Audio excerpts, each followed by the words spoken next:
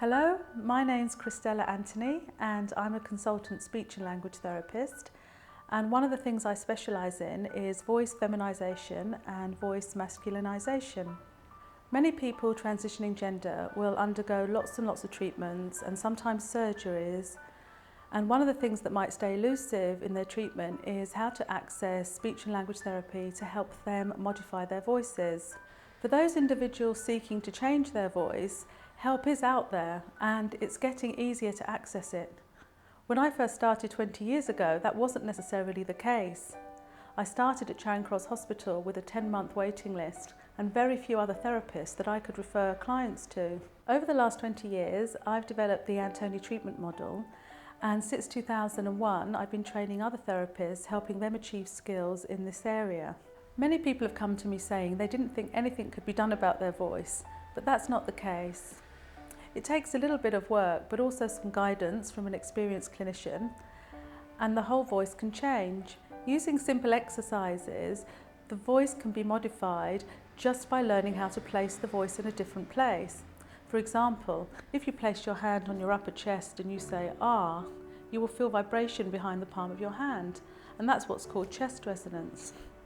If you put two fingers by the side of your nose and you say you will feel your nose vibrating, and that's what's called facial resonance. The first stage of changing someone's voice is teaching them the basic skills required, the elements that really make a difference in terms of voice feminisation or voice masculinisation, and that can be done typically over about 4 sessions. The next stage is about developing those skills and gaining some increased ability so that the voice can be sustained in the new voice for longer and longer. And finally, in the advanced stages, the tweaks to the voice, getting the sound right and to the person's satisfaction happens, as well as learning more high-level things like sustaining the voice on the telephone and making the voice really a part of your everyday voice, so much so that the old voice doesn't feature anymore. One of the concerns people typically have is whether changing their voice will always feel like they're acting in some way or putting on a voice. And during the beginning and the middle stages, there is a process of feeling uncomfortable sometimes with changing something, just like when you learn any new skill.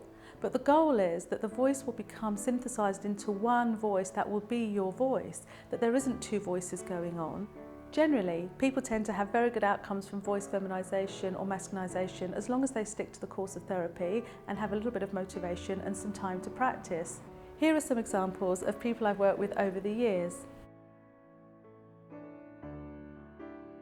They act like a prism and form a rainbow. The rainbow is a division of white light into many beautiful colours. They act like a prism and form a rainbow. The rainbow is a division of white light into many beautiful colours. When the sunlight strikes raindrops in the air, they act like a prism and form a rainbow. Sunlight strikes raindrops in the air, they act like a prism and form a rainbow. The rainbow is a division of white light into many beautiful colours. His Aunt Helen said to him, "No one will ever care for you if you carry on like this. You have no more mind than a blade of grass." When the sunlight strikes raindrops in the air, they act like a prism and form a rainbow.